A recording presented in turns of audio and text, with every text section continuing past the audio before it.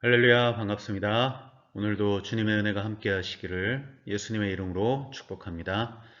오늘은 바꿔볼 만한 인생이라는 제목을 가지고 사무엘상 17장 41절에서 49절의 말씀을 나누고자 합니다.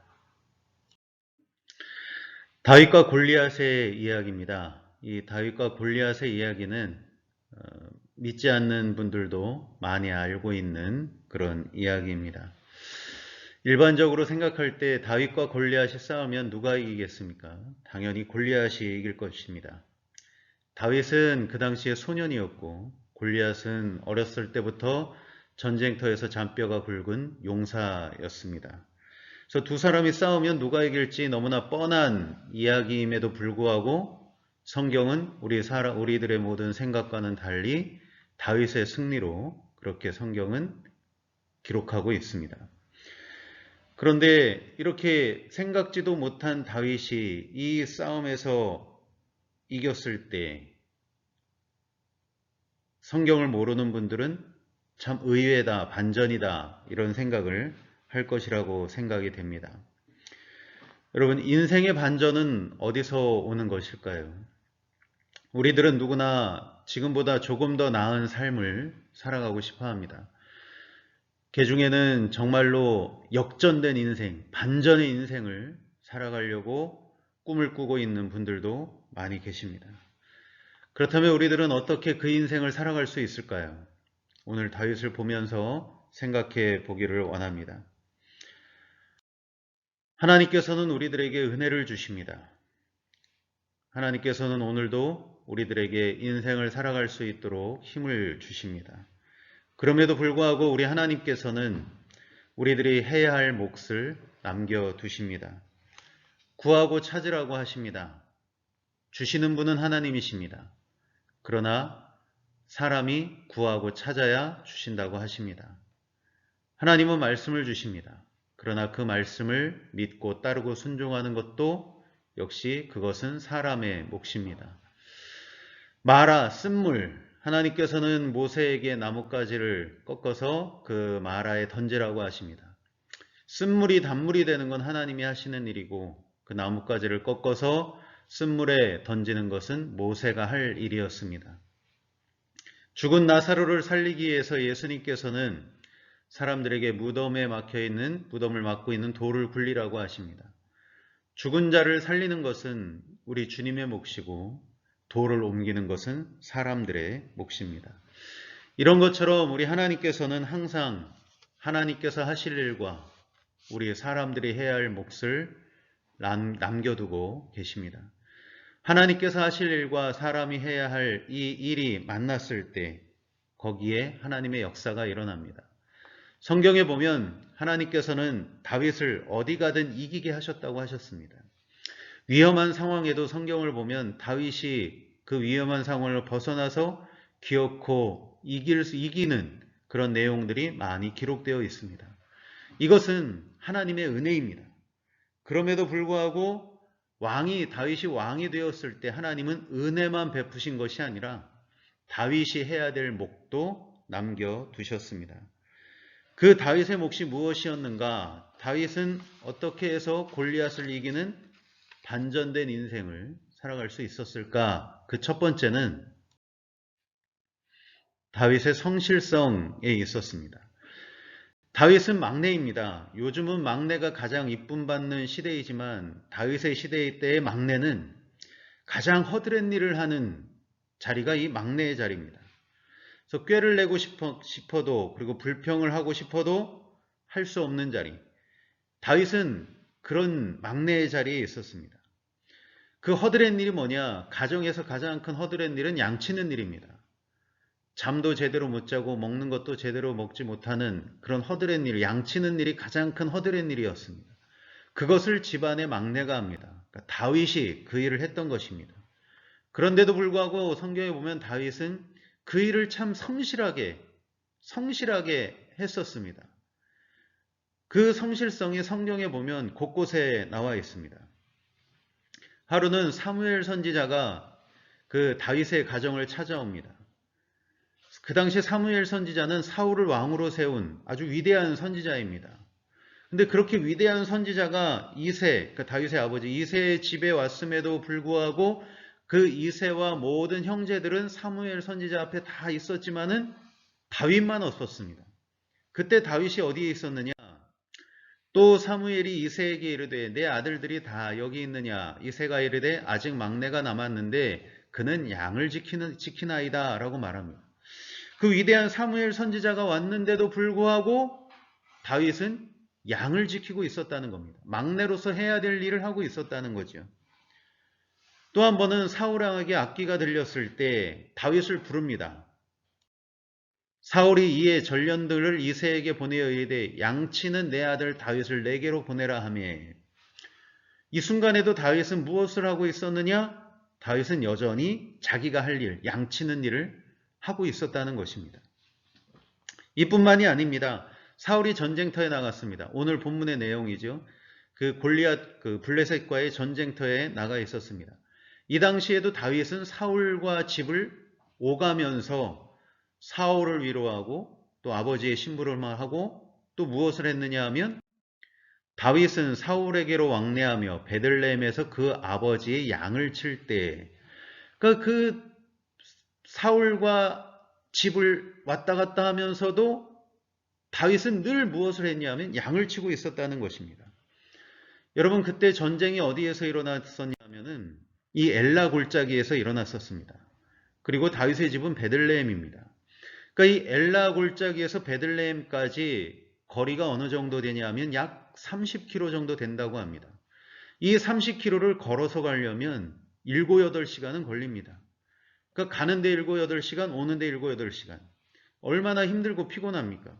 그런데도 불구하고 다윗은 항상 그 피곤한 몸에도 불구하고 어디에 있었느냐 하면 양치는 곳, 거기에 있었다는 것입니다. 이것을 보면 다윗의 성실성이 무엇이냐? 다윗의 성실성은 자기가 있어야 할 곳에서 자기가 해야 될 일은 무슨 일이 있어도 반드시 하고 있었다는 것. 이것이 다윗의 성실성을 증명하는 성경 구절들이라고 할 수가 있겠습니다. 그럼 우리 하나님께서는 이런 다윗의 성실성을 통해서 무엇을 이루기를 원하셨느냐? 시편에 이런 말씀이 있습니다. 하나님은 다윗을 양우리에서 불러내시고 그의 종으로 택하셨습니다. 하나님은 다윗을 양을 지키는 중에서 불러내어 자기의 백성인 야곱의 목자로 자기의 기업인 이스라엘의 목자로 삼으셨습니다. 아멘. 이런 말씀이 있습니다. 다윗이 왕이 되는 것은 하나님의 뜻이었습니다. 그럼에도 불구하고 하나님께서 다윗을 왕으로 세우고자 하셨던 가장 큰 이유 중에 하나가 바로 이것이었다는 겁니다. 다윗의 양을 지키는 그 다윗의 모습을 보면서 하나님께서는 야곱의 목자, 이스라엘의 목자, 왕으로 세우셨다는 것입니다. 다윗의 성실성이 하나님 앞에서 드러나는 순간이었던 것입니다. 여러분 그렇다면 이런 성실성이 우리의 신앙생활에서 어떤 영향을 줄까 하는 것입니다. 왜 성실성이 이렇게 중요한가 하는 것이지요. 이 성실성은 신앙생활 중에 무엇과 가장 연관이 깊은가 하면 순종하는 마음과 가장 연관이 깊습니다. 예를 들면 이런 것입니다. 이스라엘 백성들이 요단강을 건너서 제일 먼저 만난 성이 여리고성입니다. 이 여리고성은 이스라엘 백성들이 상대하기에는 너무나 버거운 상대임에 틀림이 없었습니다. 이 여리고성을 함락하기에는 굉장히 힘든 여정이 필요합니다. 그럼에도 불구하고 우리 하나님께서는 이 여리고성을 무너뜨릴 계획을 이미 세우고 계셨습니다. 그리고 그 여리고성을 무너뜨리는 방법은 첫째 날부터 여섯째 날까지는 여리고성을 한 바퀴씩 돌고 일곱째 날에는 7바퀴를 돌고 소리를 지르면 그 성이 무너진다라고 우리 하나님은 그렇게 말씀을 해 주셨습니다. 그런데 여러분 그 당시 여리고 성 둘레가 얼마나 되느냐 하면 1km였습니다. 1km. 1000m. 뭐 어떤 데는 600m라고도 되어 있습니다. 그 1km, 여러분 1km를 걸으면 몇 분에 걸을 것 같으십니까? 1km 걸으면 10분에서 15분이면 1km는 충분히 걷습니다.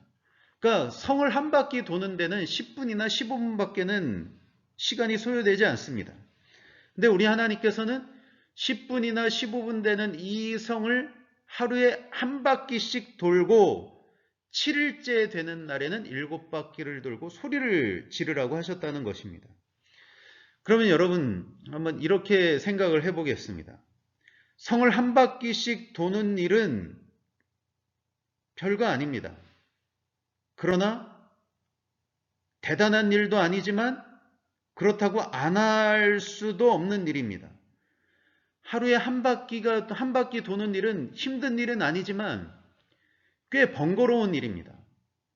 무장한 자가 앞에 서야 하고 제사장, 양각나팔을 부는 제사장들이 그 뒤를 따라야 하고 언약궤가 그 뒤를 가야 되고 나머지 군사들이 그 뒤에 따라와야 됩니다. 줄을 서서 쭉 따라와야 됩니다. 성 한 바퀴 1km를 도는 이것은 그렇게 어려운 일은 아니지만 그것을 하려면 가만히 보면 꽤 귀찮습니다. 그러다 보니 꾀가 있는 사람은 이런 생각을 할지도 모릅니다. 그 10분, 15분밖에 안 걸리는데 매일 이렇게 줄 서야 되고 이렇게 귀찮게 하느니 그 10분, 15분밖에 안 걸리는 그 둘레 굳이 하루에 한 바퀴씩 돌 필요 있나? 월요일 날 6바퀴를 한 번 다 돌고 7일째 가서 또 7바퀴 돌으면 그러면 되는 거 아닌가? 어차피 성은 도는 건데 이렇게 도나 저렇게 도나 뭐 똑같은 거 아닌가? 이렇게 생각할 수도 있다는 것입니다. 그러나 그것은 하나님이 원하시는 것이 아닙니다. 하나님은 니들 생각대로 하지 말고 내가 하라는 대로 하라는 겁니다. 내 생각대로 하지 말고 하나님 생각대로, 그것이 하루 한 바퀴 도는 것이 때로는 귀찮고 번거로울 수도 있겠으나 그러나 그렇게 하는 것, 그것을 하나님은 성실한 것, 하루에 한 바퀴씩 돌면서 성실하게 하루에 한 바퀴씩 도는 그 모습 속에서 하나님은 순종의 여부를 보신다는 것입니다. 근데 여러분 더 답답한 것은 매일 한 바퀴씩 돌아도 아무런 변화가 없었다는 겁니다. 예를 들어서 하루 한 바퀴 돌 때 이쪽 성벽이 조금 무너져 내리고 또 그 다음날 돌 때는 저쪽에 있는 돌이 굴러 떨어지고 또 한 바퀴 돌 때는 그 다음날 돌 때는 문이 부서지고 뭐 이렇게 눈에 보이는 이런 일들이 조금씩 생겨나면 그래도 하루 한 바퀴씩 돌 맛이 날 텐데 하루 한 바퀴씩 첫째 날부터 7째 날 끝날 때까지 아무런 변화가 없었습니다. 아무런 변화도 없었고 아무런 기미도 보이지 않았습니다. 그럼에도 불구하고 하루 한 바퀴씩 꼬박꼬박 돌아야 되는 것은 이것은 무슨 문제냐 하면 그 사람의 성실성, 그 사람의 믿음의 성실성, 인격의 성실성, 그 성실성에 달려 있었다는 것입니다. 그래서 이렇게 여리고성이 무너진 것은 하루 한 바퀴 돌았다고 무너진 것도 아니고 마지막 날 7바퀴 그것만 돌았다고 무너진 것이 아니었습니다. 첫째 날부터 7째 날까지 하루 한 바퀴씩 돌고 7째 날은 7바퀴 돌고 소리를 지르는 거기에서 여리고성은 무너졌고 그 성실성이 하나님 앞에 순종으로 쌓이게 되었다는 것입니다. 여러분 순종이 그렇습니다. 순종은 한 번 하고 끝나는 것이 아닙니다. 그리고 한 번 했다고 성 한 바퀴 돌았다고 해서 순종 한 번 했다고 해서 우리 삶에 당장 어떤 일들이 벌어지는 것이 아닙니다. 그럼에도 불구하고 순종이라는 것은 매일 똑같은 일을 계속해서 반복해서 하는 것, 그것이 순종이라는 것입니다. 큰일도 아닙니다. 뭐 당장 안 한다고 티가 나는 것도 아닙니다. 그럼에도 불구하고 진정으로 순종하는 것, 그것이 그 순종은 성실하지 않으면 그 순종할 수가 없다는 것입니다. 여러분 우리 이 노아의 방주를 다 알고 있습니다. 하나님께서는 이 방주를 산에 지으라고 하셨습니다. 화창한 날씨에 산꼭대기에 이 배를 만들으라는 것입니다. 그런데 이 배가 한두 달 안에 끝나는 것이 아닙니다. 최소 70년에서 100년 사이 안에 이 배를 만드는 것입니다. 그런데 여러분 생각해 보십시오. 7, 80년 동안, 아니 어쩌면 길게는 100년 동안 매일같이 똑같은 일을 한다고 생각해 보십시오. 놀지도 못하고 쉬지도 못하고 매일같이 똑같은 일을 하는 것입니다.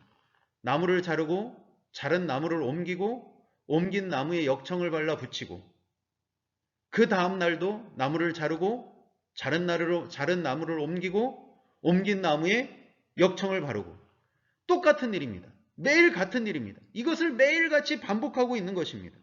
얼마나 지겹겠습니까? 그럼에도 불구하고 하나님께서는 매일같이 똑같은 일을 반복해내는 그 성실성에서 그 사람의 진정한 순종의 믿음을 보고 계신다는 것입니다. 여러분, 우리들이 하루하루 기도하는 것이 별거 아닌 것 같습니다. 그냥 어제도 기도하는 거 오늘도 하는 것이고 어제 기도 내용 오늘도 똑같이 합니다. 매일매일 그냥 똑같은 내용을 가지고 다람쥐 쳇바퀴 돌듯 우리는 그렇게 기도합니다. 그러나 여러분, 그것이 별거 아닌 것 같고 당장 우리의 기도에 어떤 일이 일어나는 것 같지 않을지는 모르겠지만 그럼에도 불구하고 그 성실함이 쌓이고 쌓이면 순종이 되고 그 순종으로 하나님은 우리들에게 열매를 거두게 하신다는 것입니다. 여러분, 오늘 우리들의 예배도 그렇습니다. 오늘 우리들의 예배가 7일째 되는 날 7바퀴 돌고 소리를 지르는 그런 예배, 여러분, 그런 예배도 귀한 예배지만 매일 한 바퀴씩 도는 경건, 매일 한 바퀴씩 도는 하나님 앞에 나를 드리는 그 경건한 생활, 이 매일 한 바퀴씩 도는 그 경건성이 쌓이고 7일째 되는 날 하나님 앞에 나와서 예배드리는 이 예배 가운데 여리고성은 무너지게 되는 줄로 믿습니다. 가정이나 일터나 동네에서도 마찬가지입니다. 우리가 하는 일은 어쩌면 우리의 삶은 비슷합니다. 어제나 오늘이나 직장에서 하는 일도 비슷합니다. 이 일을 하는 거 내일도 하고 모레도 합니다. 그럼에도 불구하고 매일 똑같은 일에 익숙해져서 게으름을 피울 수도 있고 또 타성에 젖을 수도 있고 또 이렇게 꾀를 낼 수도 있지만 그럼에도 우리 하나님께서는 성실하게 임하라고 하십니다. 죽게 하듯 하라고, 성실하게 하라고 하십니다.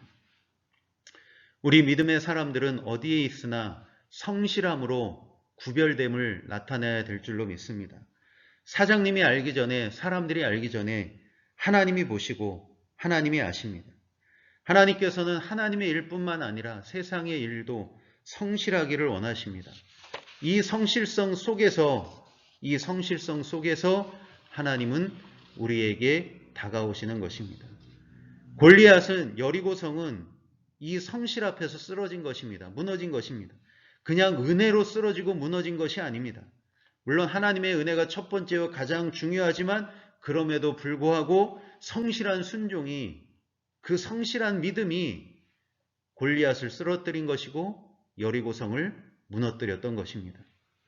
그 성실함이 우리의 인생을 조금씩 나아가게 하는 귀한 발판이 될 줄로 믿습니다.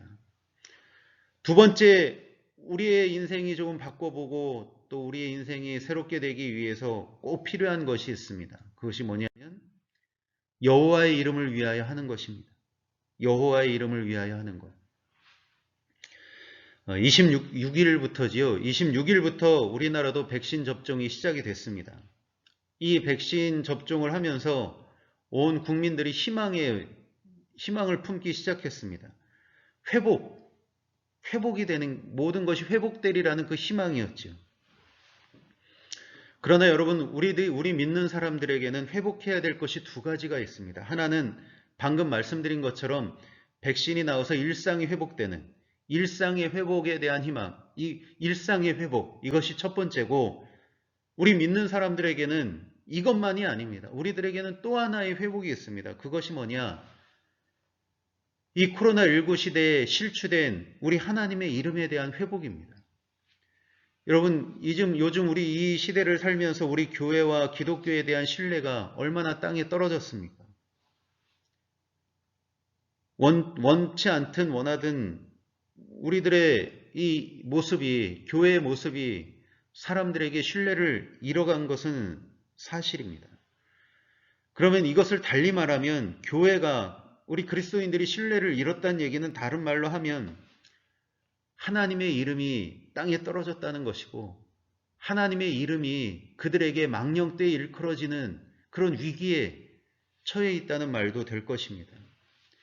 여러분, 일상이 회복되는 건 육신의 삶을 위해서 회복돼야 될 것입니다.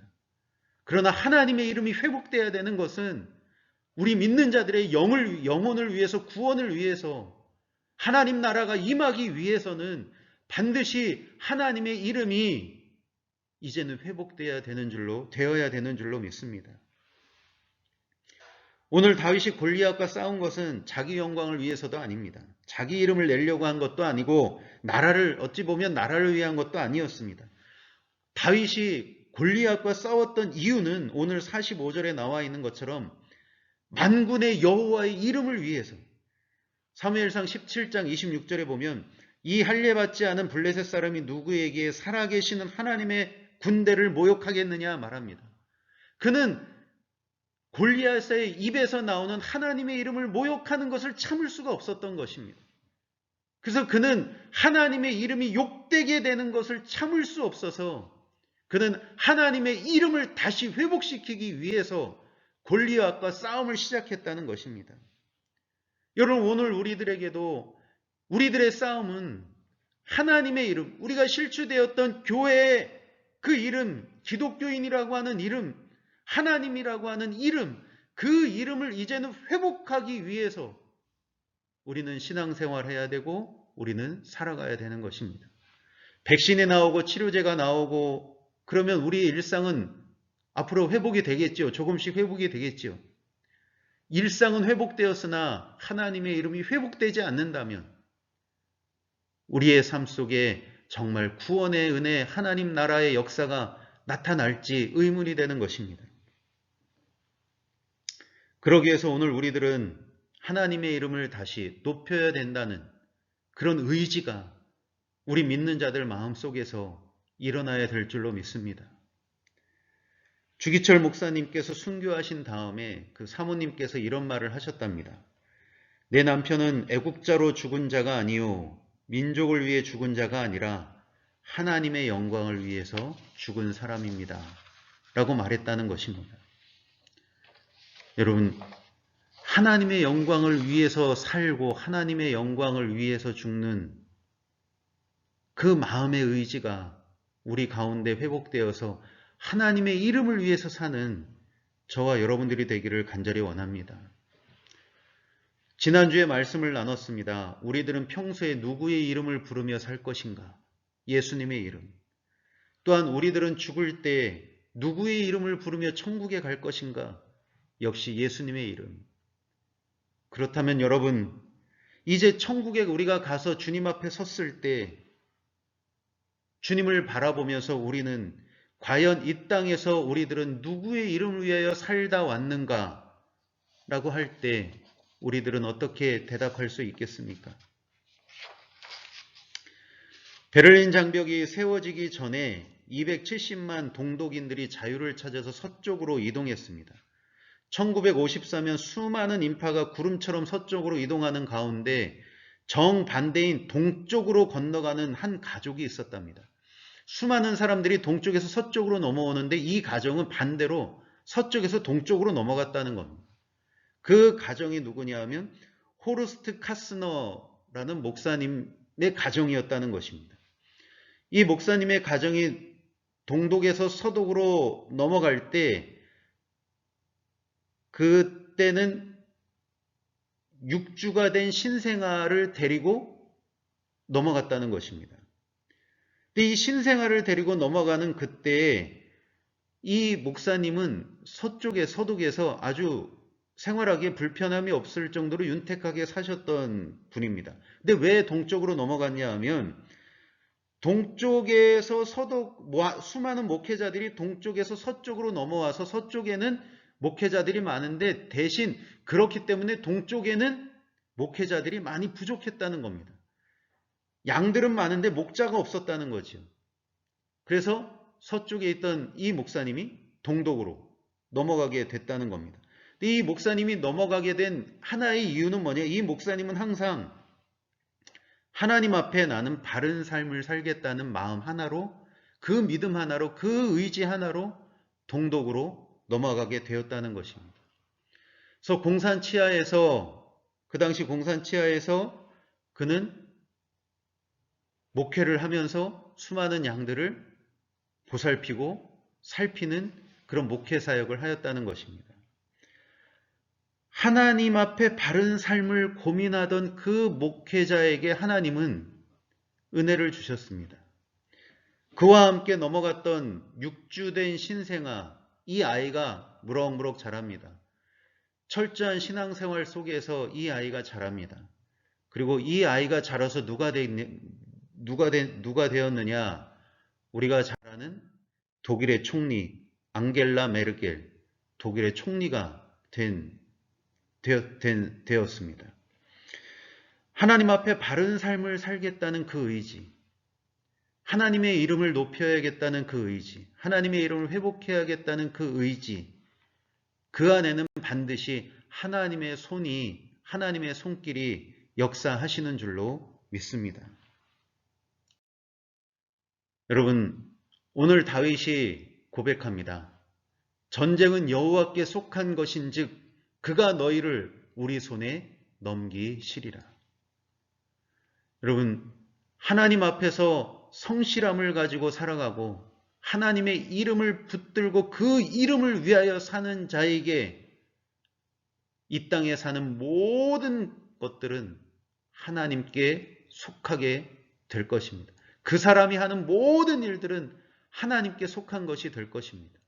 그래서 하나님은 이 전쟁은 여호와께 속한 것이죠. 그 사람의 인생은 하나님께 속한 것인즉 하나님께서 그 사람을 책임져 주시고 인도해 주시고 하나님의 영광을 드러내는 인생으로 쓰임받기에 충분한 삶으로 하나님은 인도하실 줄로 믿습니다. 오늘 저와 여러분, 우리 모두 하나님의 이름을 위해 살아가십시다. 성실하게 살아가십시다. 그래서 우리 모두에게 하나님의 이름의 능력이 나타나는 귀한 은혜가 있기를 예수님의 이름으로 축복합니다.